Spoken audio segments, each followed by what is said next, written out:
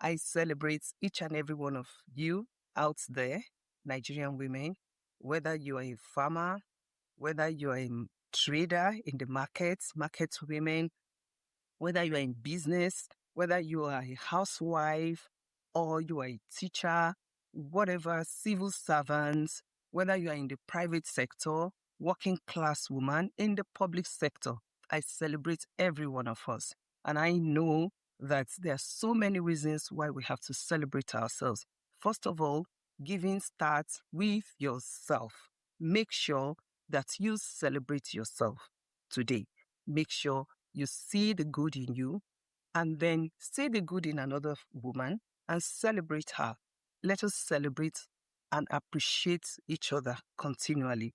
Whether you're a young woman out there seeking to settle down in life, I pray that you will not give up. This is the time to continue to strive for excellence. Nigerian women, you are resilient.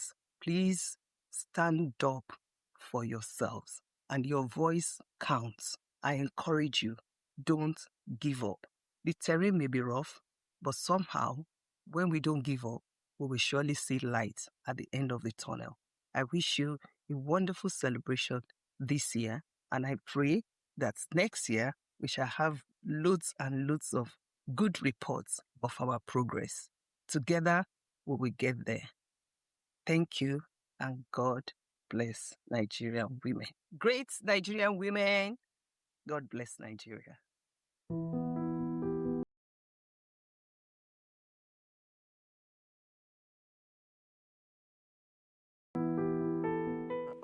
Wow, wow, that was totally amazing from the former First Lady of Benue State, architect Yemisi Suswan. Thank you so much, Mother. You have totally inspired us, and we sincerely apologize for starting slightly behind our usual time, but it will not dull our shine today. Mothers are the silent heroes in our everyday lives because they turn ordinary moments into lifelong memories.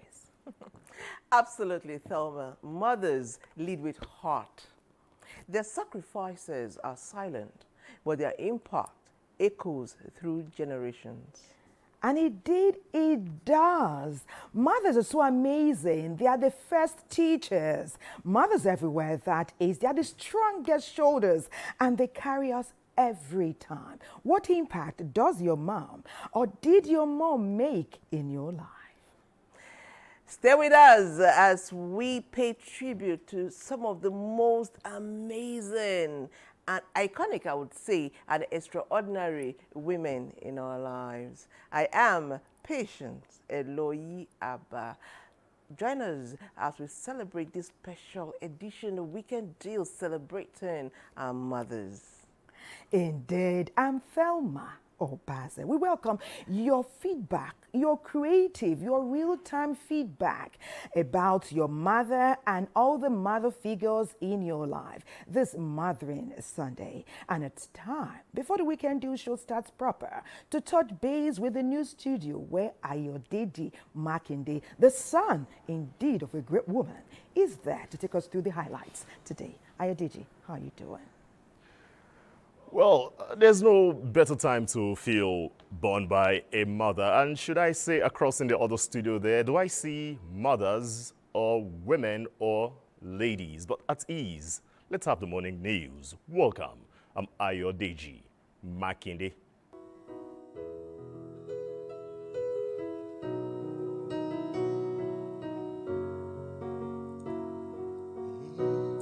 Like the moon and the stars, she's worth more than gold. Like the stars in the sky, she's worth more than diamond. She's worth more than silver. She's a special kind of woman.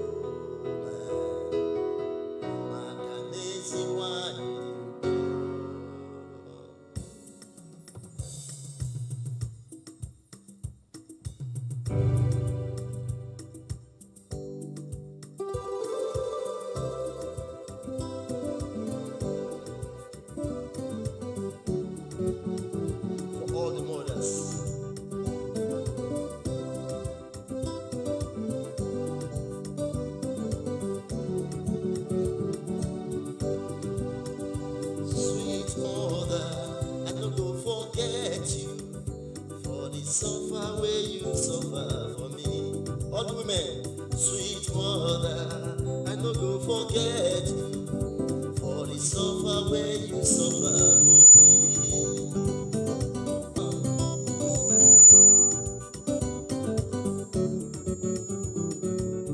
When I dey cry, my mother go carry me. She go say, my pikin, waiting you dey cry, yeah, yeah. Stop, stop, chop akara. Stop, stop, stop, stop, make you no cry again. Oh. Come on now, mama.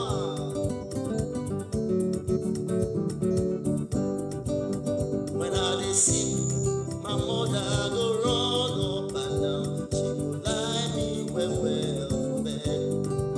She cover me cloth, say make I sleep, sleep, sleep, my pikin. Oh, mama.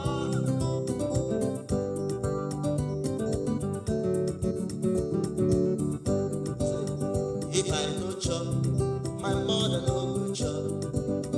If I no sleep, my mother no go sleep. She no dey tire, sweet mother. I no go forget the suffer where you suffer for me, yeah, yeah. Sweet mother, sweet mother, oh, sweet mother, sweet mother.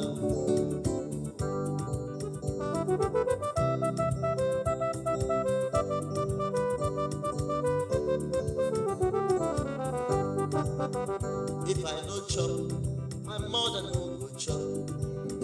If I no sleep, my mother no go sleep. She no dey tire, sweet mother. I no go forget the suffer where you suffer for me, yeah. Sweet mother, I celebrate you all women. A sweet mother, oh, I love you. Sweet mother, a sweet mother.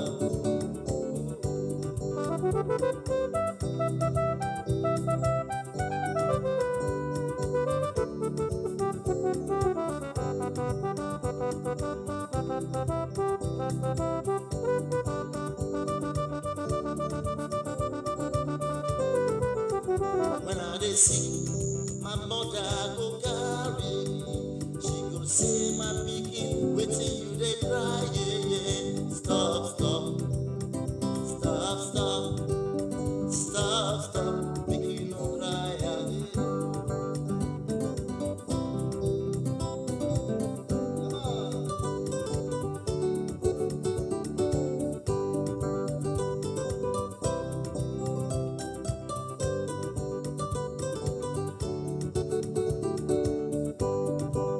Oh, mama, I can never forget you. Hello, are you feeling it? You know, all women are beautiful, especially the mothers. I celebrate you. Mom, sweet, aye, aha.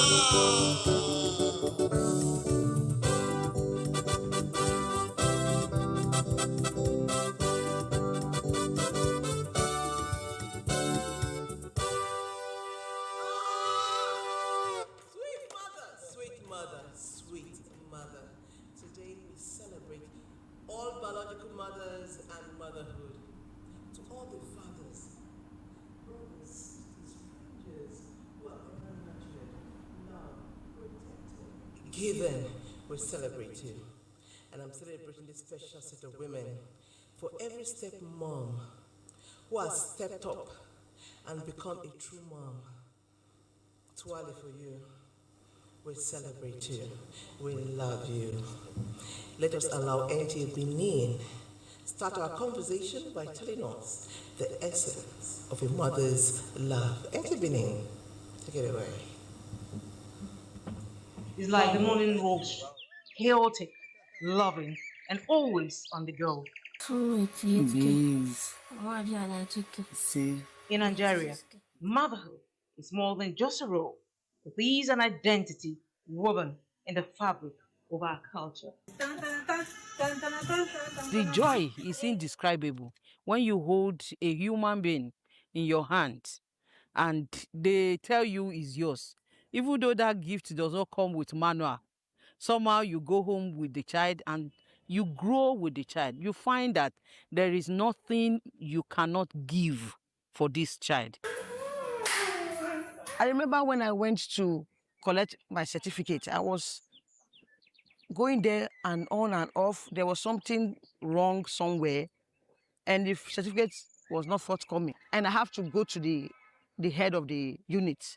So when I met him, and he just laughed and said, "What other certificate do you want? Look at your tummy." I was pregnant. You already have all. That means in African context, motherhood is completeness. It means fulfillment.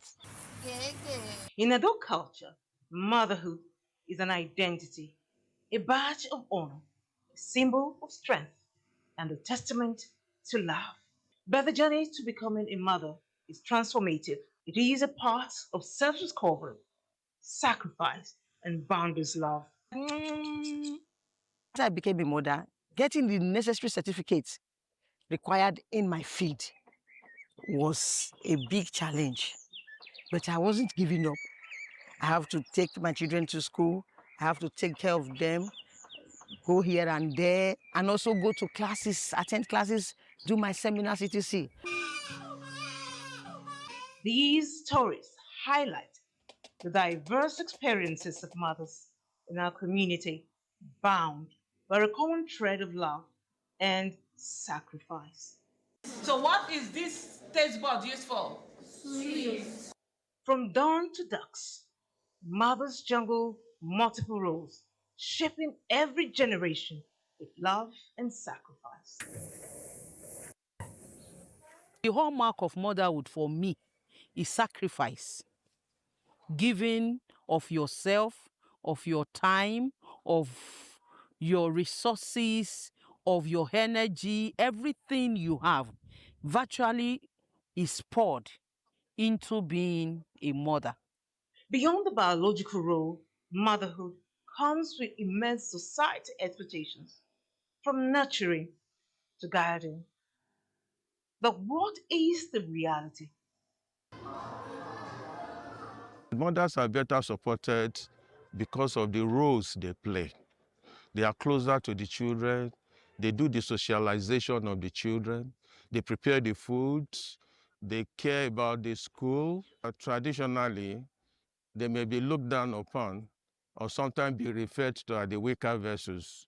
But when you look at it contrarily, you see that the women are not really weak. They are stronger than the men do. A mother's love is an anchor that holds family together. In every heartbeat, in every moment, a mother's love remains shaping, guiding, and enduring. The love of my mother means everything to me. It's because of her love I'm where I am today. My mother's love, I would say, it has made me become a very strong woman. And as we reflect on this love, it is clear that a mother's love is a symphony of our lives.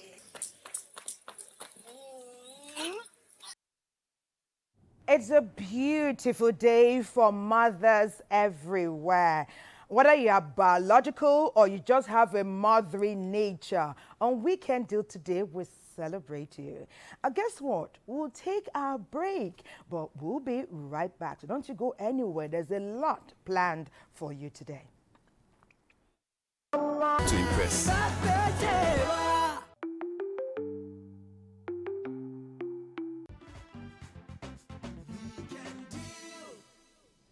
Welcome back. If you're just joining us, it is Weekend Deal, your favorite weekend show where conversations inspire transformation. Today we're celebrating mothers and motherhood. Mothers play so many roles. Mothers as doctors, as psychologists, as drivers. But NTA Lagos will be talking to us telling us about mothers as nation builders. Great, great, great.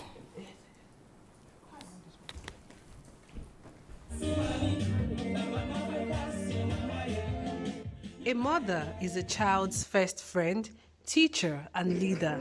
She nurtures and directs with the basic knowledge required to guide through life. A mother introduces words before textbooks, values before rules, and discipline before consequences. She begins her first work of shaping her child's life prior to the school and the society. Teachers truly value partnership with mothers. They hope for cooperation which will help their children to thrive academically, emotionally, and socially. They expect mothers to give honest and sincere communication with them. They expect mothers to stay in touch. Beyond academics, mothers shape emotional strength. They teach resilience after failure, courage in uncertainty, empathy in a world that often forgets kindness. Through consistent love and guidance, they nurture confidence. Society is first built in homes before it is built in institutions. And parents have a vital role to play in shaping nations and not just families. There are stages in a child's life, and every stage, a child is asking a question. And so, how do we come in as mothers?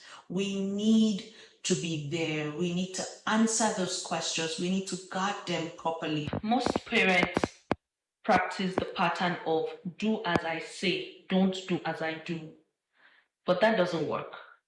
Believe me, it doesn't work because children will always want to repeat what they see. So, what do they see you doing? As mothers, what do they see you doing? We need to put that into consideration. Every responsible citizen was once a child shaped at home. Every visionary leader once learned their first lessons at a mother's side. When mothers build character, society gains stability. When mothers nurture purpose, communities thrive. As a mother in the life of my children, one, protecting them and encouraging them, teaching them good morals, encouraging them in good decision making, being a good listener, and also becoming a good role model, somebody they can look up to, and encourage them with the word and let them know that they can do things themselves and to believe in themselves. Then also pray for them and encourage them with the word, teach them the word of God, and also be a good listener. Motherhood is not just caregiving, it is nation building in its purest, most powerful form. It is the quiet strength that shapes generations, the unseen sacrifice that builds futures, and the tender love that molds character. Behind every thriving society, every strong leader, every great dream fulfilled, there is a mother who nurtured it into existence with her prayers, her patience, her sleepless nights, and her unwavering faith. To continue to hold the touch, the first teachers, the strongest shoulders. How formidable and remarkable is that? Well, we want to further nourish our conversation because we know that many women are impacting society in different powerful and remarkable ways. And let's meet, greet, and welcome our first guest. She is the High Commissioner of Botswana to the Federal Republic of Nigeria. She is Filda Nani Kereng. Her profile is now.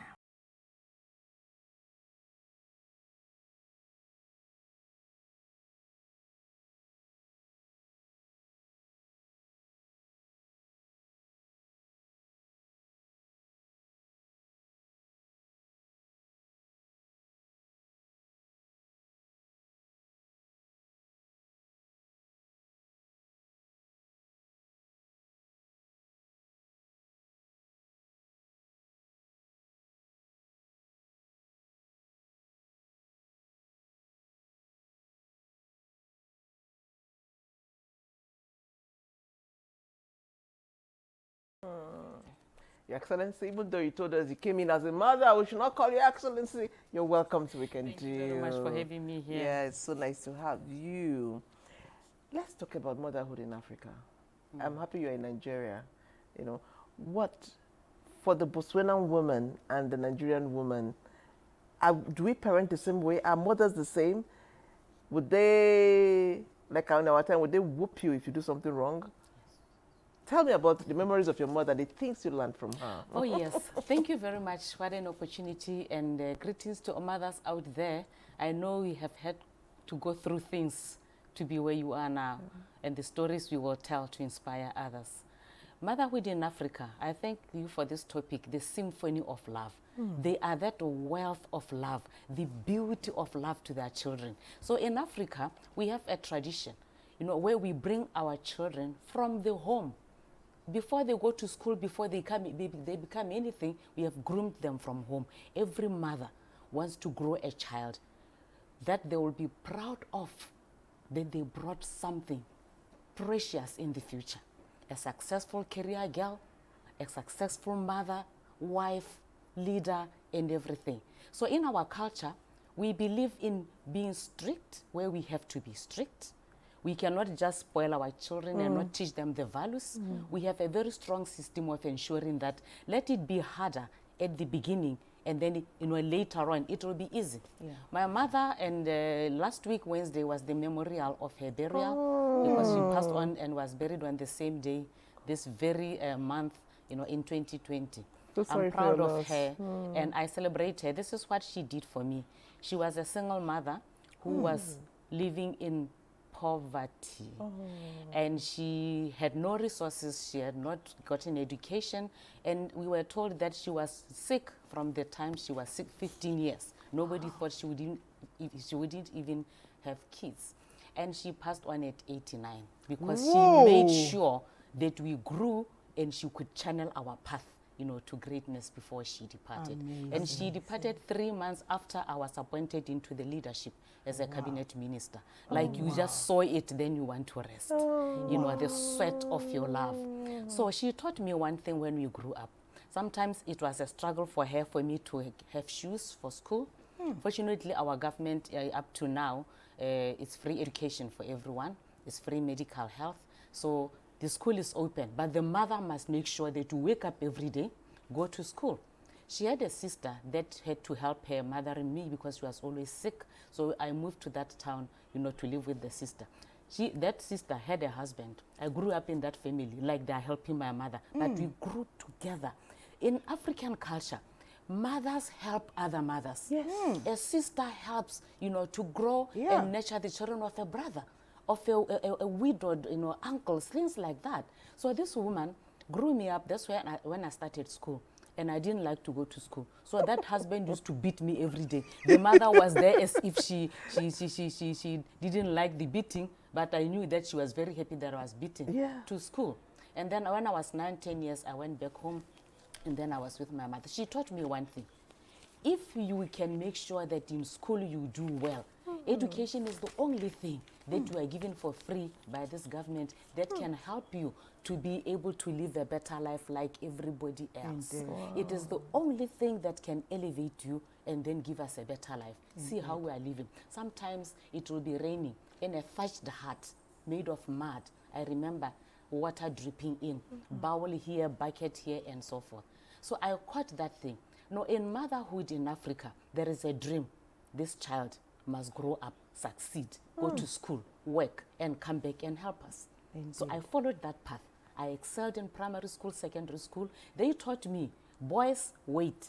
It's not time for boys when we are going through education, because it will be sweet with boys. But later on, you have children, you have messed up your future. But with education, it's tough now. But later, then you are happy. Sweet. That's what she taught me, together with her firstborn, which is my eldest sister.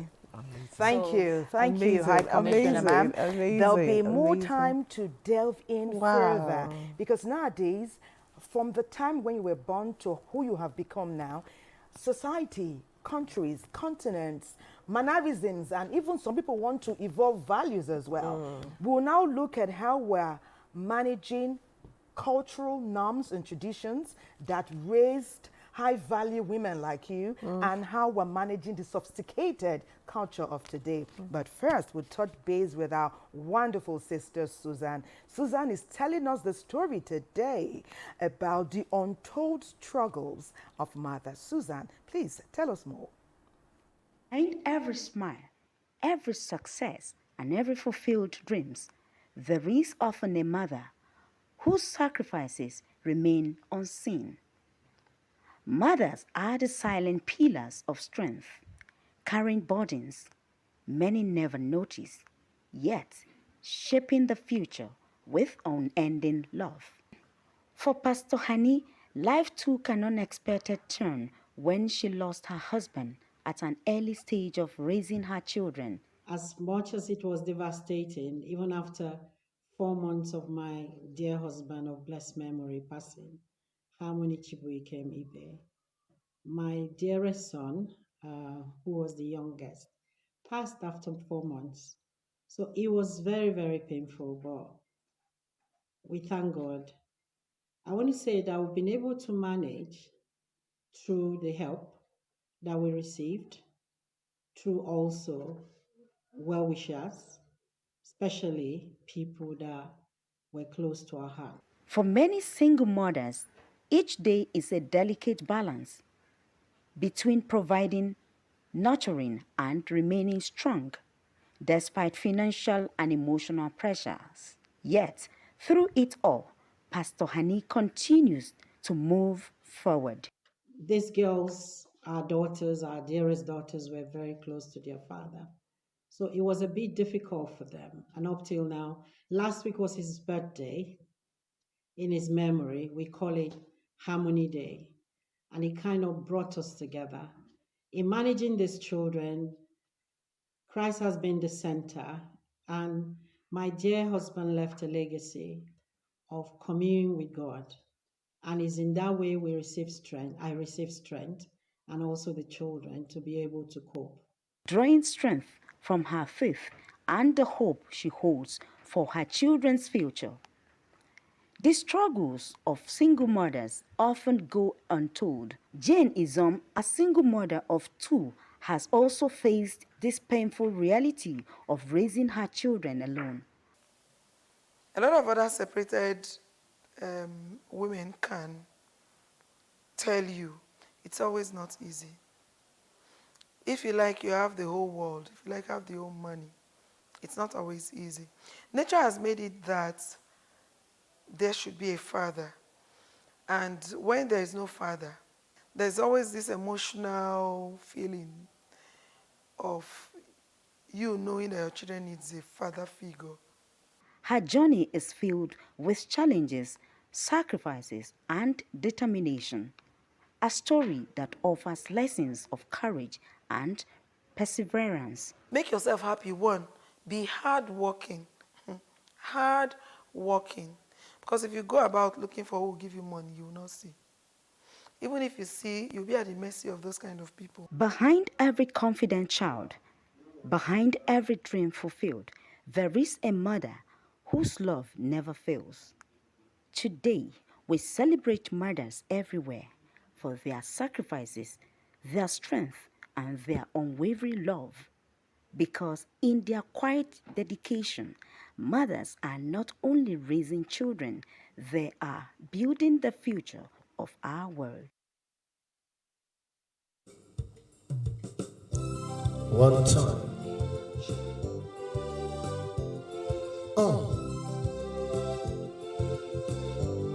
Yeah. It's amazing how this world was made. I wonder if God is a woman.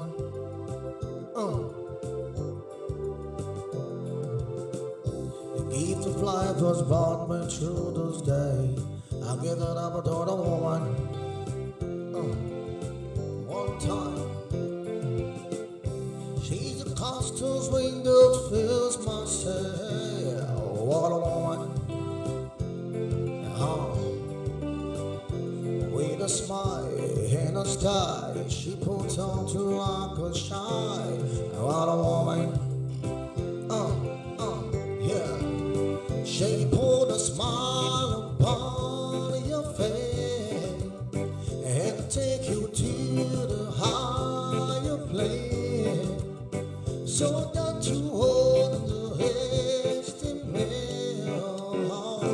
strength of a woman. Yeah.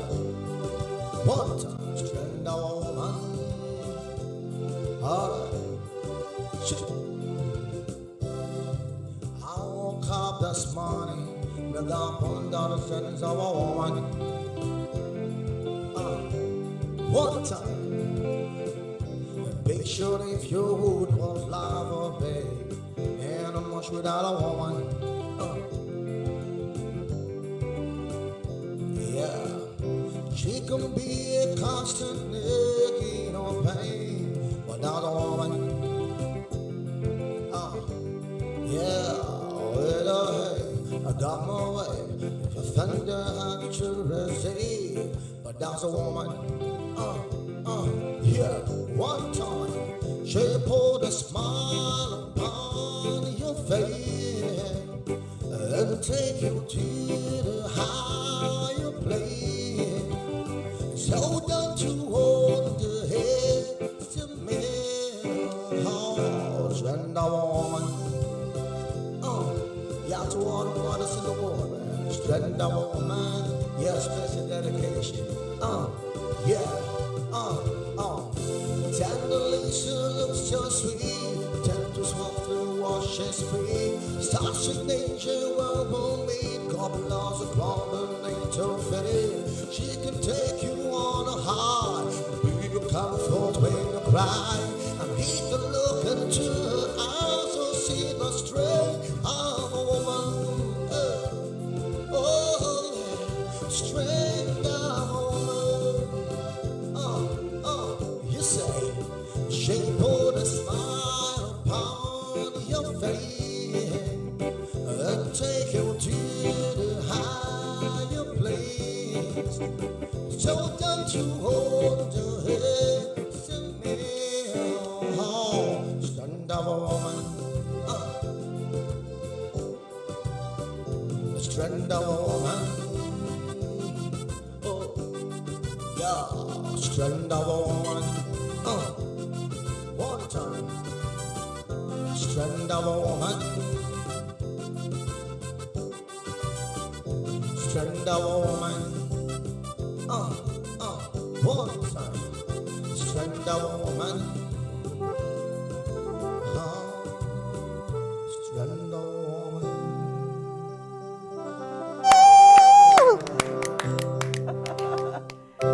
The strength of a woman.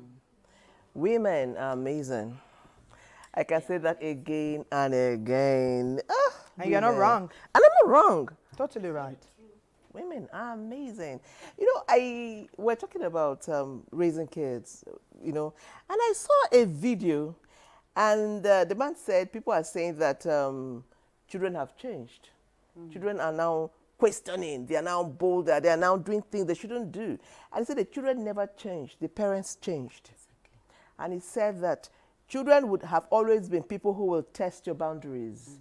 Children will see a chance to manipulate, and they will manipulate. They know when mommy and daddy are not on the same page, and they'll take advantage. Yes. Well, yeah. But the parents have refused to, when children test boundaries these days, parents have refused to put back the boundaries. They move it. We kept moving it for our children.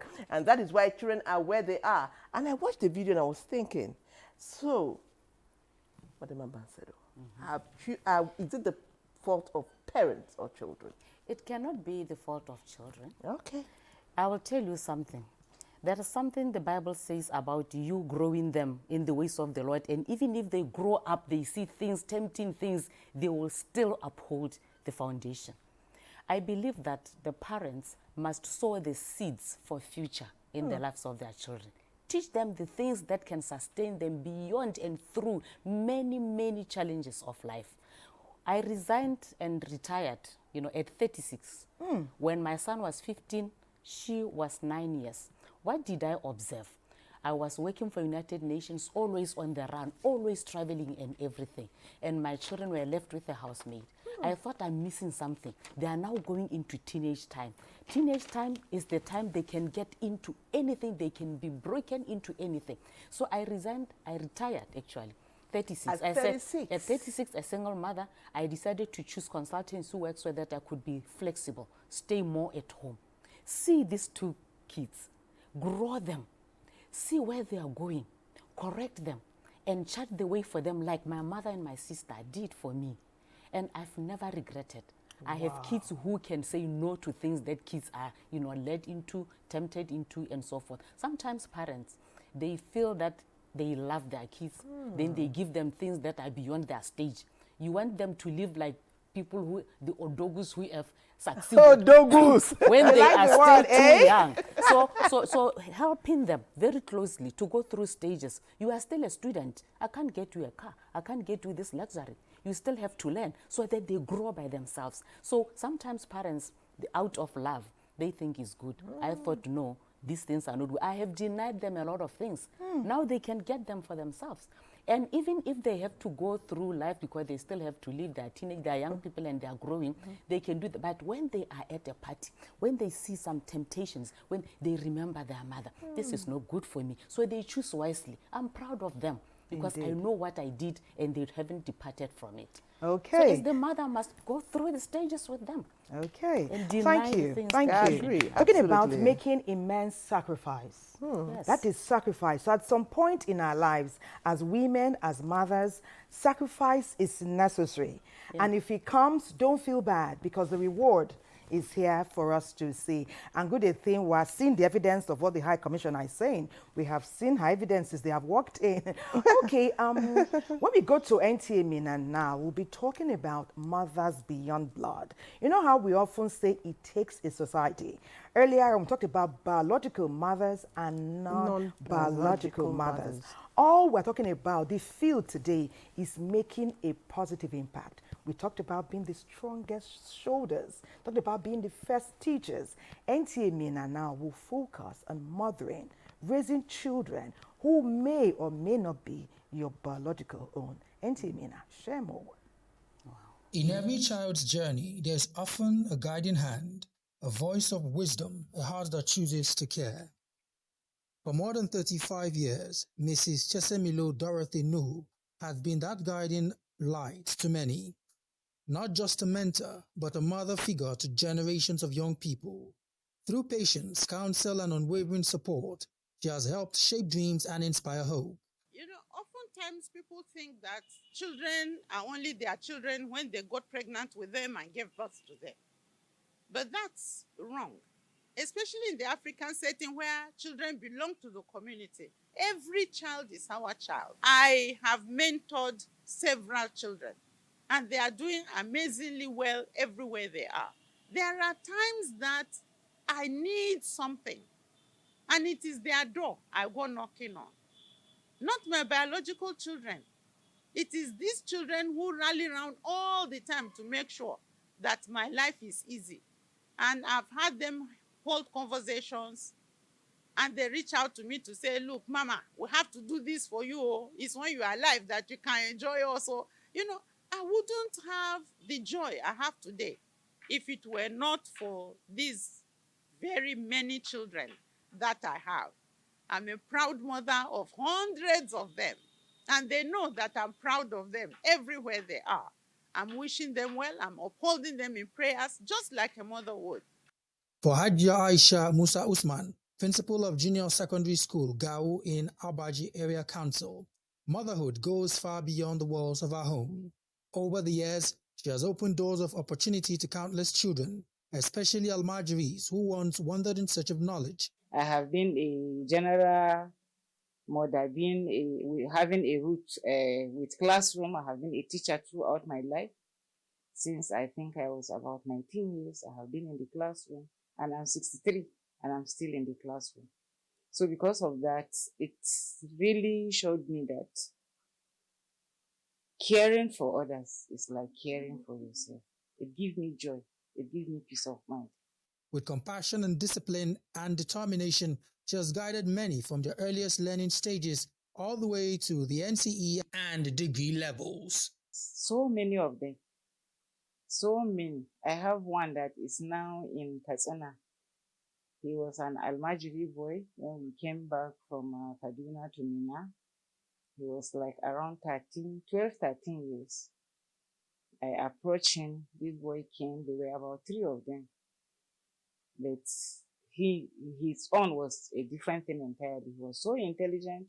Put him in primary school. He spent just 3 years in primary school and he was done with it. He did his secondary school. He came out with a very good result. Asked him to write JAM. He wrote JAM and got 270 something marks. I insisted that he should go to university to read medicine, but he told me that the load will be too much on me. He went to COE Mina here and graduated without any problem within the frame time. And as we are talking, I think he's a secretary in one of the chieftains, in one of the palace, I don't know, in Daura, Katsina State. And there is another one, like in this area generally, 90% of the security men, they are children. I'm the one that used to take them to school. I followed up. Some of them, I take them to school. Some of them, I will insist that they go and learn one thing or the other. I have some that are learning mechanic. Some of them are learning how to sew. And some of them are doing this hand design, this lely. And this is how it has been. To these children, she's more than a teacher, more than a principal. She's a mother whose love is measured not by blood, but by the future she has helped build. She's very kind and she's very nice. She took care of me. Every day that I wake up in the morning, she would look for the thing that I will eat before going to school. She took me to school since when I was like 10 years old. And I'm very happy for her, for that thing that she do for me. And I will never forget about her. Sometimes if you come to this house, you will think maybe it's a village home, because when all of them are around, you will just see that the house will be filled, and that is all that gives me joy. In African tradition, it is often said it takes a village to raise a child, and in places like Minna, that village lives in the hearts of people who choose to care, because sometimes the most powerful mothers in our lives are the ones who simply choose to love us like their own.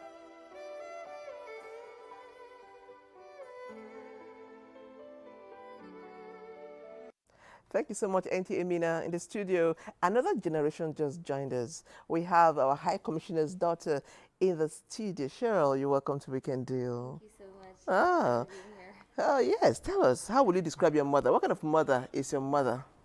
My mother is a very strong woman, very resilient, absolutely God-fearing, and she's loving and she's very kind. Very warm-hearted as well. I can go on, if I start talking about the kind of person she is, I can go on all day. Okay, let's talk about you, because the reason why we are delighted to have you here, we've heard very poignant stories from your mom that touched us to the core. And I know one thing mothers love to do is to ensure that they make the path that their offspring tread easier than the one that they pass through, by helping them to somersault and leap over pit holes or potholes. You are beautiful, by the way. Great skin, amazing. So now, very soon, you are going to be a mother. Already, she tells us you are mothering your siblings, your nieces, your nephews, your neighbors. It's something you imbibed from her. What do you think is essential that you pass on? We're combining the level of sophistication that we enjoy now to the traditional measures some of our parents have handed over. Now you're going to be doing your own with steez. How are you going to be passing on the adequate, accurate information to also get good products, just like you have turned out? I think the most important thing, first of all, is to make sure that my children are God-fearing, because that's the foundation of everything. And then also the lessons that I have learned from my mother, you know, the kind of person you're supposed to be in society, how you carry yourself, how you care for other people, because as part of being a Christian, you have to care for other people. And I have seen her care for so many people. You know, and I got to also get the same heart that she has, you know, growing into that and learning, being a giver. I think it's very important that you also, how you are with your people around you, your community, how you are, and most importantly, humility as well.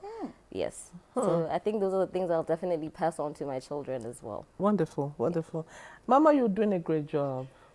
Yes, yes, yes, yes, yes. we like it or not, society is evolving. How would you describe, what does being a mother, what does it truly mean in our digital age? You know, before the digital, storm came to us, we had a more coherent family, a more coherent and supportive extended family. We had a more coherent community.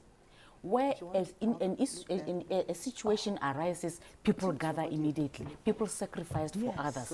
But with the technological whatever, people want to solve their own things using internet and everything. Now, this internet thing has created spaces between people. We could be here, we visit you, and we have our phones, everybody's in their phone, and there is no this social bonding, that we used to have before. This creates an opportunity for our children to be learning from other things that they see in the internet. It's a whole world. It's a whole classroom. It's a whole business and entertainment and everything. And they end up doing things they learn from there. So if we are not watching them, monitoring, like my son really loves his gadgets. But I want to know every time, what is he doing? What is he watching and so forth. So it's very different because we are not able to even know what's happening around the lives of our children and other people. We do not know who is teaching them the things that we have not taught them, who is unteaching them the things that we are teaching them. So we have more challenge to make sure that we monitor, we see, and then we can counter what the technology does in our children. It's not an easy one. Something very profound. Who is on teaching them? So we have the reason why we're celebrating women, like we say, beyond even your children, and your daughter has already highlighted it. You are mothering and nurturing and nourishing quite a number of people, because you want them to be responsive and responsible people in the society. But we haven't gotten it 100%. The honest truth is that not every woman has the capacity or has the ability or has the understanding or has the interest at all. There are gaps. There are some people who their mothers have done as they could, supported by the home front, and we can't say they didn't get it right, but some children are not turning out as we expected. We have some high levels, maybe insecurity, robbery here and there, fraud, all of that. But it's not too late. We're having this convo because it's not too late. Whose responsibility and how do we help them to unlearn what is not useful? Because knowledge that is not useful is a waste, and sometimes it's negative. How do they begin to unlearn it? Whose responsibility? Mothers can synergize with schools, education at different levels. How do we do that? Okay. When do we start that? I'll start off by just sharing that, like she said, I'm mothering and I've mothered children that are not mine. Let me start with her cousin, my brother's daughter, almost her age. I think they are a few months apart. The mother passed on when the girl was 7 years. When they were 7 years, I took her and I made sure that whatever I did with her, they went together like twins. She's successful now and she has a good job and everything. So the same things I instill in her. But I cannot say that the two of them will have the same adherence levels and depth of what I taught them. I might see that there are some things that I am not happy a little bit about that. So it happens like that. But no, I also mother young women and young boys who call me mother because they have comfort in me, counsel, guidance, role model, and so forth. I've met her peers who came from different families that I didn't know. Some are friends that I knew. Please help my daughter. Please help my niece. She's going through a lot. Some in drugs, some suicidal, and I've brought them and said, you are going to have to change like this. It's not about helping with resources that we say you are mothering. They must be able to come under the warmth of your love and rebuke and correction. And rebuke. So these girls, I took them to our house. These my children, my biological, have always been open. Anybody I bring to the house, they must embrace. Sleep together in the same bedroom, in the same room, and so on. And fortunately, this is the good thing. It doesn't happen everywhere. I've had girls that are brought in a couple of months, couple of weeks, just to do that. So we must be able to be available for other people's children if they agree to come and bend them, straighten them under our own ambience of power, strength, and be able to tell them I'm not going to do that thing. So some of them are back to school, some are doing business, they've stopped trying to kill themselves. And But what so do you forth. tell them? Can you be specific? Women are listening all over the world. Okay. What are the words, mannerism? Because sometimes they're defiant. Some of them have been hurt. Some of them have lost hope. Some of them have some trauma. How do you, from the first day they come in? I tell them one thing, because when I have a conversation with them, in that conversation, I'm trying to establish a long-term destination for them, like a destiny, a dream, a better place that even God has set it for them, and they have deviated. So we start to talk about that place. Do you know that you are a leader of tomorrow? You are the powerful person. And then I use my story to say, see where I am. I was like you. I lived in even worse conditions like you. We had nothing, but I rose because I refused to allow myself to be enticed by these things that are enticing you. This thing, do you see that is not going to take you anywhere? I give them examples. Your so age mate is in prison. This one is in the mental facility. This one has done this. This one committed suicide. This one killed people. This one has been murdered and so forth. Is that where you want to go? No. So this is where you are going. It's a beautiful place, but you have to endure the restraint of saying no to send. I teach the power of no like nothing. The power of no. It sounds sweet. It sounds beautiful. It's like the thing, like girls now, we hear that they're looking for older men, for money, for cash, for cars. It's now, but tomorrow, where are they going to end? So I can pick examples and say, you want to die like this? And then they begin to despise it, and then we begin to agree that we are going to do the power of no. We'll say no to what you should say, no to yes to what you should. It is yes to the future. It is no to wrong things and yes to the future. The power of no. Some fun facts. I will just recite this short poem. Who sat and watched my infant head when sleeping on my cradle bed, and tears of sweet affection shed my mother. That poem, that classic, iconic piece of children's literature was written in 1807 by a woman called Ann Taylor. That poem, it's surviving generation to generation because it was wonderfully captured. It captured the essence of mother and motherhood. It is time for Football Bankers with Matthew Okugbe. Many thanks, Matthew, for Football Bankers package today. This is Weekend Deal. We did not take your feedback for good a thing. They're already coming in. Very soon, we begin to unveil the messages that you're sending to us. But in the meantime, we know the power of music and lyric and rhythm. It sweetens the Mothering Sunday, doesn't it?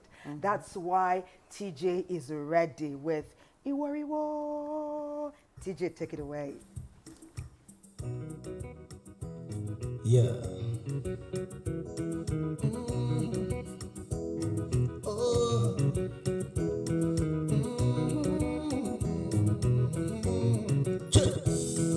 My father and my mother not together. See, I was brought up by my old single mother. Sweet like papa, and I'm a sweet sugar butter. See, I was born with a silver spoon, and then I lost a spoon. When I gig on the glory, when I walk, everybody say they know me. And I gig on the glory, I said the thing I tell them my story. I say, and I pray, He would go, Jehovah Mula, yourself, Saturday, Baba Mabulu, he would go. I better than the best, which I never rest, that if it will, he would go, Jehovah Mula, yourself, Saturday, Baba Mabulu, he would go. I jubilate, I celebrate, I prostrate, we champagne, and I say, the things that I see can't keep me more than make me strong. And I'm feeling so glad, that's why I sing the song. Oh, yeah. I mean, it's supposed to be nigga, spending $1. If you say your own money, pass up your life. Babangida, here I do it. I'm out of them, put together. Oh, I keep going to love you. When I walk, everybody say that I'm here. But I You gonna kill me, yo. As I sing, gotta tell them my story, yo. I say, and I pray, Oh, you want to go, Jehovah, come on, your soul. Sabere, Baba, you want to go. I'm better than the best. We shall never listen than the people. You want to go, Jehovah, come on, your soul. Sabere, Baba, you want to go. I jubilate, I celebrate, I prostrate, we should pray, and I pray. Oh, oh, oh, hey. I wake up in the morning and I brush my teeth. Thank you, Lord, give me what to eat. Hey, me pala yo do Jehovah, me pala yo do Jehovah, me pala yo say.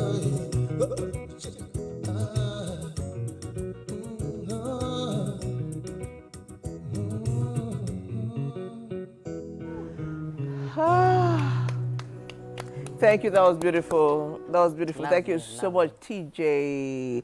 Now let's join Capsay on the streets. For views on the streets is another dimension to our conversation. Capsay, take it away.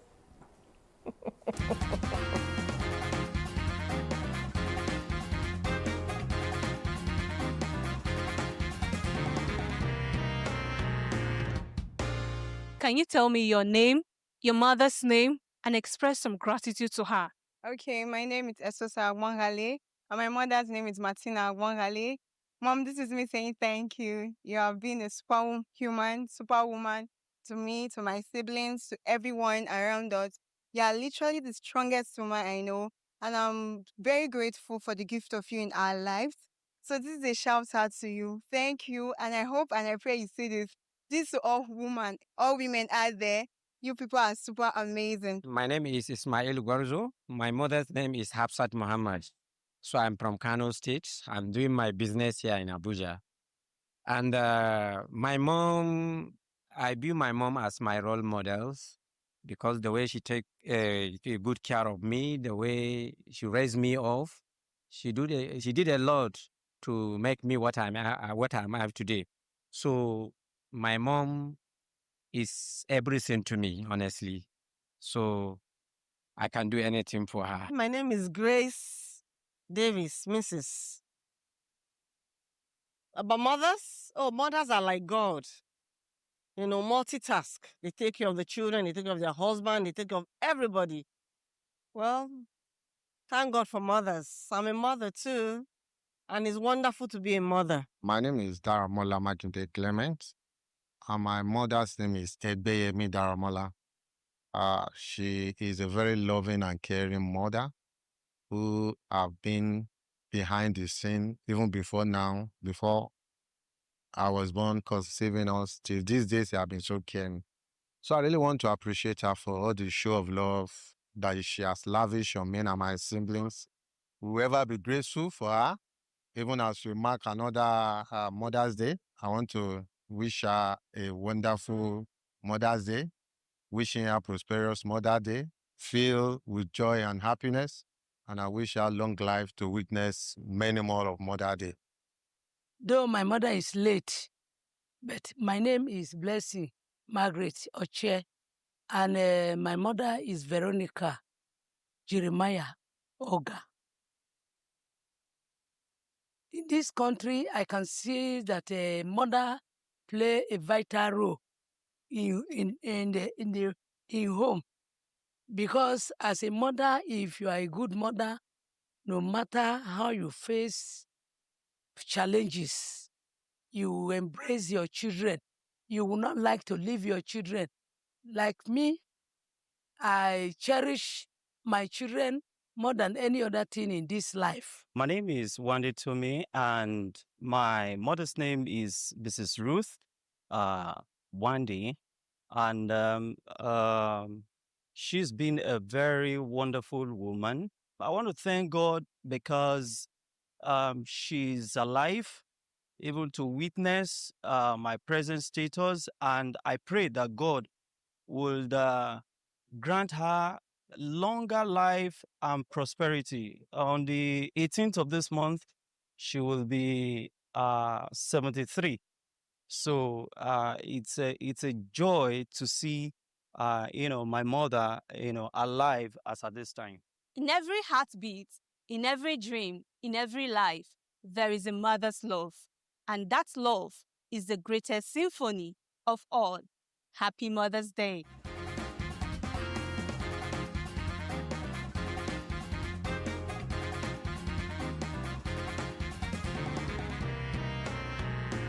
Much, Cassie. That was so amazing. It's good to go out there and hear what people are saying about this amazing group of women. We call them mothers on every front. And one unique thing is the uncommon ability to multitask. They're doing work, they are cooking, they are raising children, they are being the role models. Wow. We truly are an amazing group of people, if I do say so myself. Thank you for your messages. They are coming. Don't stop. This is TK from Adamawa State. TK says, I like your conversation. May the Lord bless the Nigerian Television Authority. Thank you so much. Okay, Oni Ayola from Kubwa says, I'm excited and very impressed with the NTA today. What a retinue of virtuous women. Everyone is well dressed, well covered, looking responsible, and that's how your beauty and your ideals shine. You say, I love your ideals. I love you. And if young women are watching, this is what they ought to model themselves after. I'm also keeping tabs on your positive thoughts. Thank you. Someone said the two great loving sisters. Thelma and Patience. All right. Yes, loving sisters. Yes, nah. Loving sisters. By the grace of God, we have the uncommon privilege of being mothers. Yes, Ooh. yes. Patience has 25. Thelma is not normal. Last. Okay. Her name is Cecilia. She goes on to say, I love your sisterness. I love your sisterhood. And I love it more even today. Well, we also have another amazing combination. Yeah. We have the High Commissioner and her beautiful daughter. We've been talking skin things behind the scenes. Okay, so together you all make a remarkable collection. We love learning from you. Weekend Deal remains the best program on television.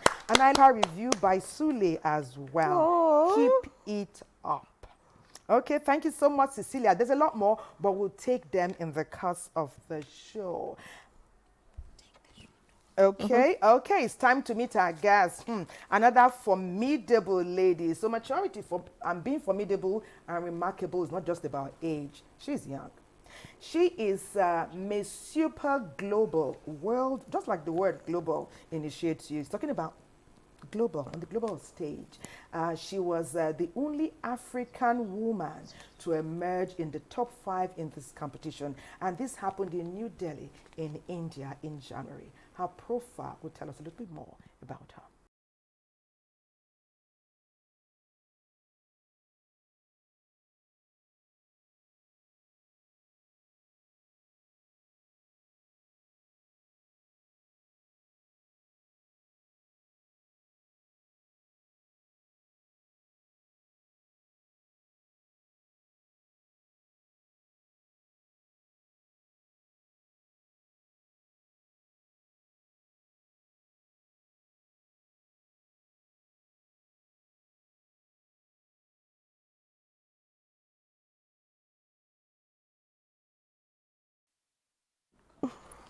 You're welcome to Weekend Deal, my queen. Thank you. Good morning. Good morning.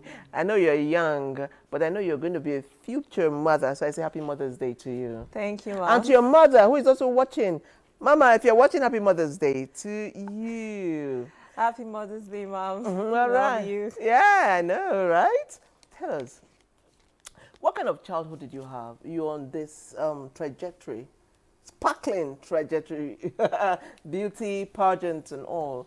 What lessons did your mother teach you? What kind of, did you have a strict childhood, or what kind of childhood did you have? Tell us about your mother and how she brought you up. My mother is one amazing person that I'm grateful for, and I'm happy that I'm her daughter. I'm also happy that I get to get her mentorship, her love and support. There's never a thing in my life that she's never there. When I was little in my presentation, she's one person I always look forward to in the crowd. When I'm there amongst the people, I'm looking forward to. Is my mom there? The moment they just tell me, Loretta, your mom is here, and you see my performance change.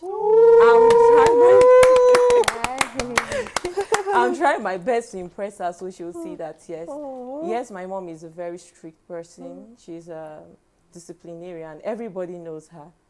And having 5 daughters, raising 5 responsible daughters, I think. Are you the first? Really, what number? I'm actually the 3rd child. Oh, okay. I'm her 3rd daughter. My mom is one, but she's a goal-getter. My mom does not set empty goals, and that's why I learned that from her.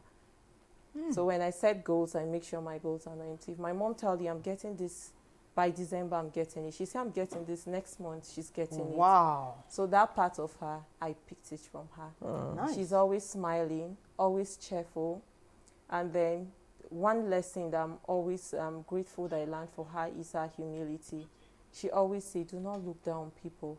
Even if the janitorial service, she said, as long as people are serving, you do not look down on them. Amazing. So that humility, you take it with you, because at the end, when you leave the world, what you'll be remembered for is not your position, it's not your title, it's the impact that you make in life. Wow.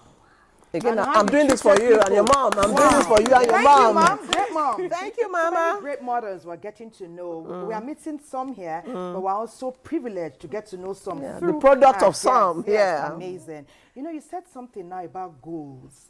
You know, setting realistic goals. You are imbibing that from her. Amazing. So, your goal was to make it to Super Global in New Delhi.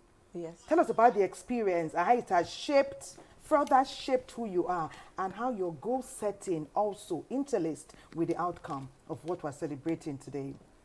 Okay, having traveled there, having experienced different culture, meeting people, different tradition, exploring new food. I know back then during my stay, it was really not easy for me because I'm not used to cold weather. As we know that Nigeria has a humid weather, which is quite hot. So there was extremely cold. But having experienced it, I get to view life differently. You know, the way you are being treated at home and the way you meet people, you could meet people that will treat you differently, but that's their own culture. There was a time I tried to, I noticed a stain on someone's shoe, and I picked a wipe and said, I wanted to assist her. She was like, no, in my culture, you don't do that. Oh. Yes. Like, you don't do that. So the way people view life and do things is quite different, and I'll really say that they are happy people. They love to dance a lot. So every day there are lots of weddings. But one thing I'll take is that wherever you go to, be human. Be human. Yes. That's amazing. You know, we have these, what do you call this thing when you have, for everybody? We all think that when you're a beauty queen, you're stuck up, you are like this, but you've shown us that it depends on your upbringing. So mothers can always do better.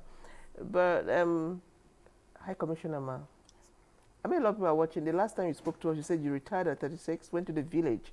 And so I'm thinking, what, the journey between village and where you are today, how did you get into politics? How are you a minister and a High Commissioner? How did you, I'm confused. It's very confusing. It's quite confusing for the village. Suffering in the village.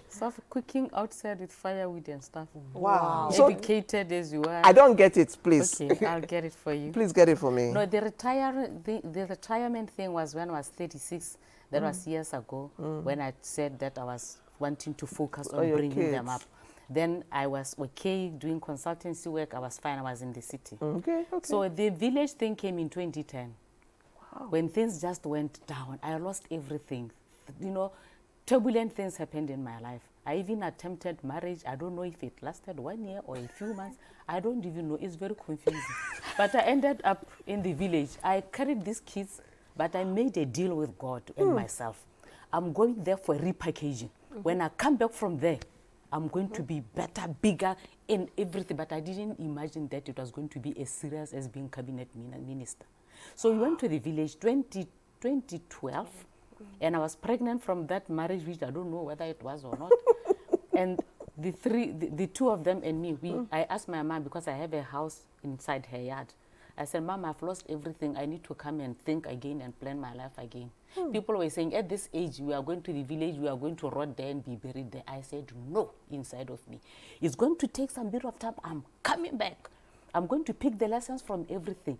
The life changed. You used to live well, driving big cars. I didn't even have a car.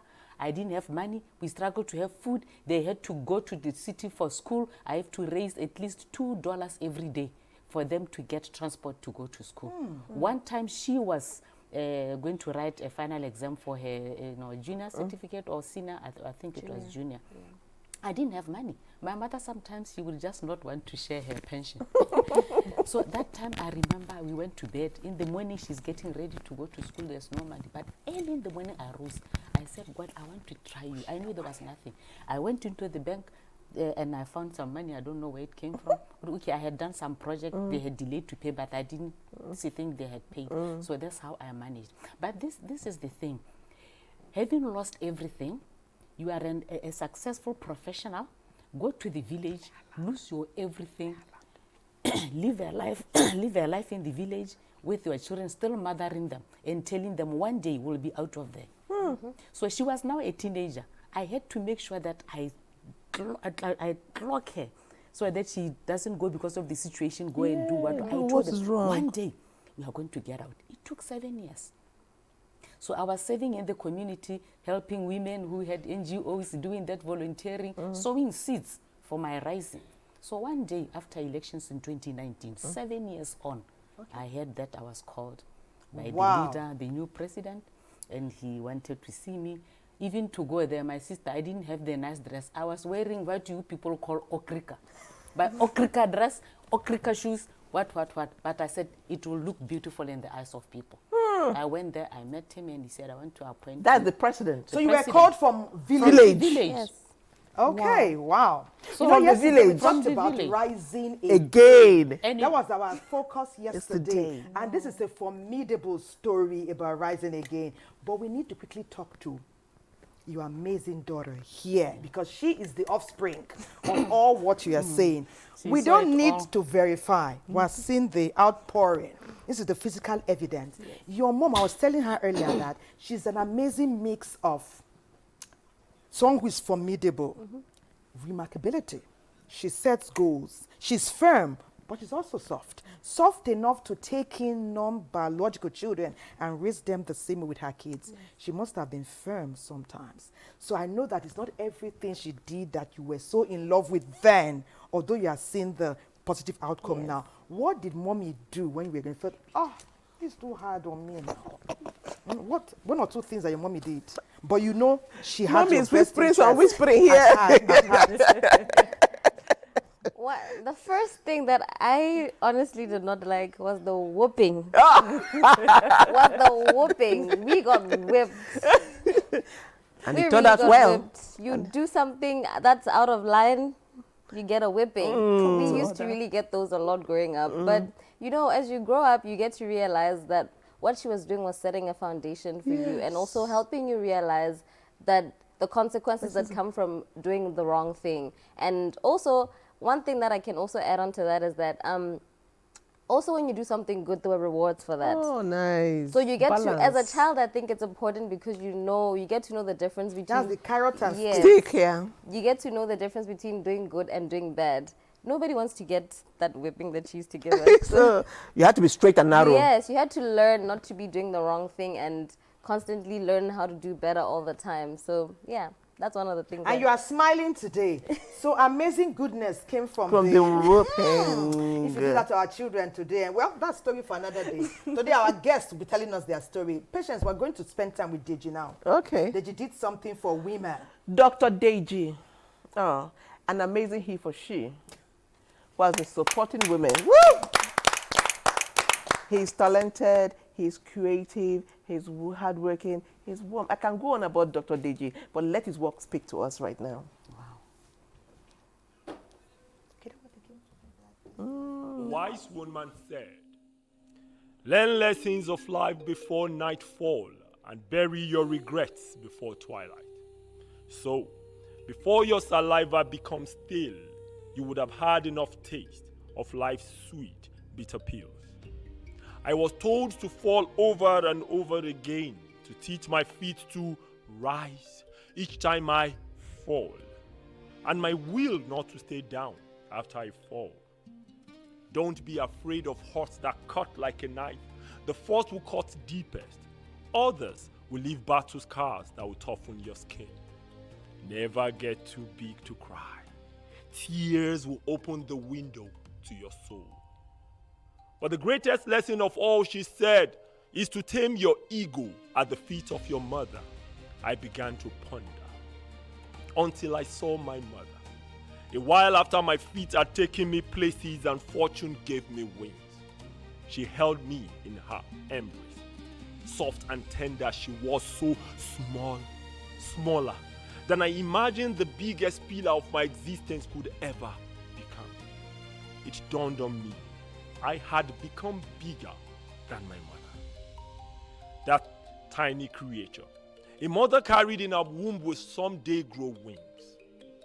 The little one carried on her back, pulling her hair for support while scratching notes of appreciation on her neck. The scars are there telling the tale. Believe me, the scars are still there on her neck.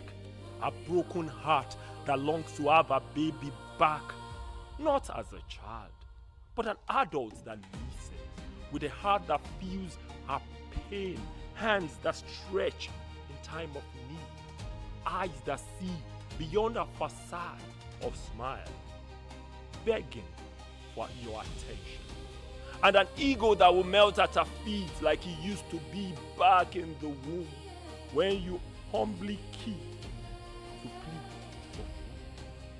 So, I pleaded with this wise woman for wisdom to please a mother. Your ego, she said, is not as fragile as your mother's heart. Tame your ego and listen. You will hear a heart beat after yours. Embrace your mother now. Before she goes to sleep, resist the deception of time and delusion of nightfall, offering you sound sleep, hoping to cage your ego with the morning light.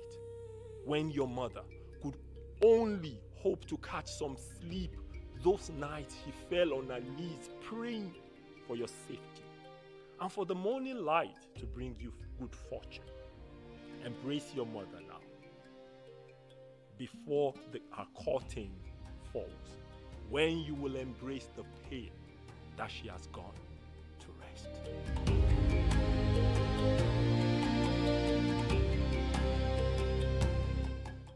Right. Making me want to cry. I'm tearing will up. not cry. We will not cry. Because we're celebrating women today. And women have been celebrated on Mothering Sunday from the 16th century. And it will never change. Ma'am, we had to nip your story because we're expecting your book. We know we cannot see everything in the studio, but we're observing the closing formalities. Your final phrase, as the eldest woman in the studio, we want you to start and then we go around the three ladies.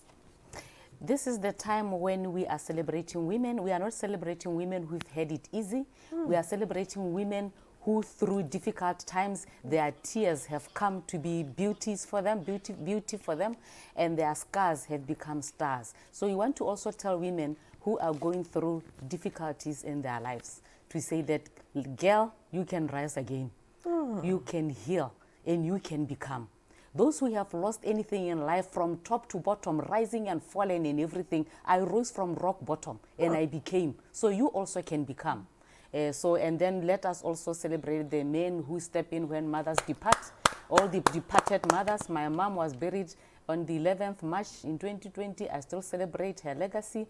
And then we also celebrate the women who are doing it for other people, caring for the orphans, caring for, disadvantaged people. I'm doing that as well. And on Tuesday, I'll be at an orphanage celebrating my birthday. So women, your story of pain, success, you rose. Let's get other people to rise. And let's build the girls to that place. Please, Patience coordinate. Okay, my queen, Loretta, what are your parting words for girls, for women, as we close? Okay, one thing I'll always tell every woman out there is that you are enough, you can do it, and no matter in whatsoever situation you find yourself, they said women are used to bearing pains, women are used to enduring, but I'll tell you, you are more than that. Your scars does not define you. And to our mothers out there, I want to say thank you for all your sacrifices. Thank you for your prayers. Thank you that you've been our nurses, you've been our doctors, you've been the major source of our strength. And I'll tell you, if you do not respect your mother, you are doing a very wrong thing. Go back today and apologize to her.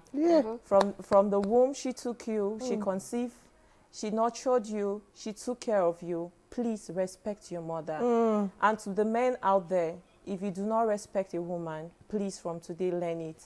Because these are the gender for procreation. Without women, there will not be children. Without women, there will not be you and I sitting here.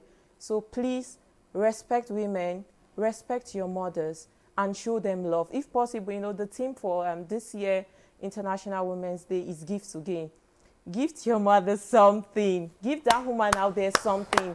Show her that love. Tell her you appreciate her. On this note, I would like to say thank you. The Queen has spoken. Okay. From the mouth of babes, literally. That was so profound. That was so profound. Well done. Thank you so much. All right. So as we celebrate Mother's Day, we celebrate women, we celebrate strong women that raised us, resilient women that taught us, that cleared the path for us to walk on. I would encourage women today, young women, to know that it is important as a person to how you carry yourself is very important. To be humble in everything that you do, no matter the level that you're on, no matter the position that you're in, no matter the qualifications that you have. It's important to be humble and not to look down upon anybody. Because like you said, you'll always be remembered for the kind of person that you were, not what you have. So, and I'll also encourage them to also know that it's important to love yourself first. Because when you love yourself first, you don't go out there looking for love in the wrong places. Ooh, yes. Oh, yes. See mama, see mama, see mama, see mama, see mama. Clap it. Yeah, clap it. Okay, we thank you for your messages. Like I said earlier, we don't take it for granted. The children and our mother, they've all spoken so profoundly. Nothing to add, but to say thank you. Someone is saying all the way from Edo State, happy Mother's Day to all the mothers and will-be mothers in the studio. Someone says, very interesting dynamics to your conversation today. Mothers are powerful and strong people, and we need them to support each other more because they can rise further and faster when they team up. And on that note, we team up. We're always together. From the sleepless nights of the cradle days to guiding their children all through life, a mother's job is never done, and their love and devotion is constant. Let's celebrate our mothers. Woo! TJ can take it from here. It away. TJ, special number for our big mama in the house, the High Commissioner herself. We can remove and for our queen.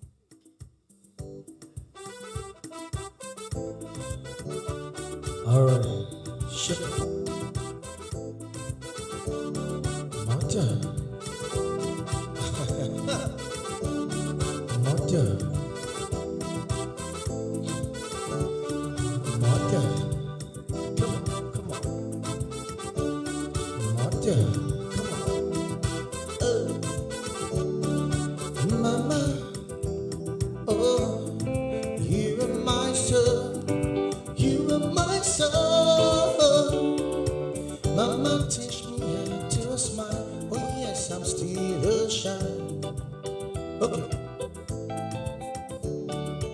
Mommy, oh, you are my angel, you are my angel. Mama, teach me how to smile. Oh yes, I'm still a child. Oh, mother, oh, show me the way, show me the way. Mother, teach me how to sing. Oh yes, I'm still a child. Mama, oh,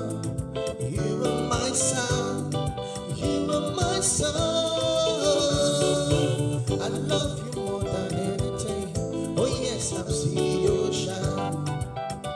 We say, mother and shine, mother and shine, mother and shine.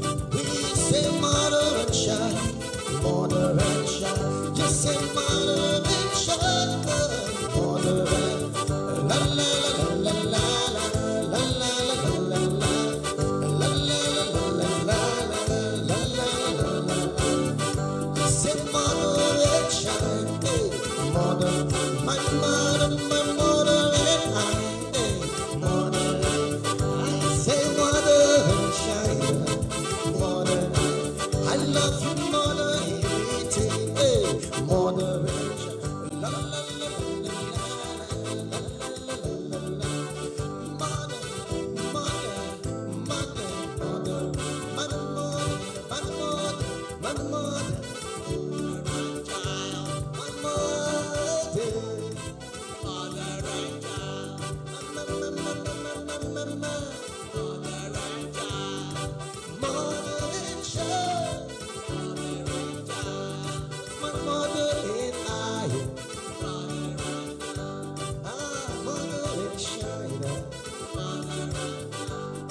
Sing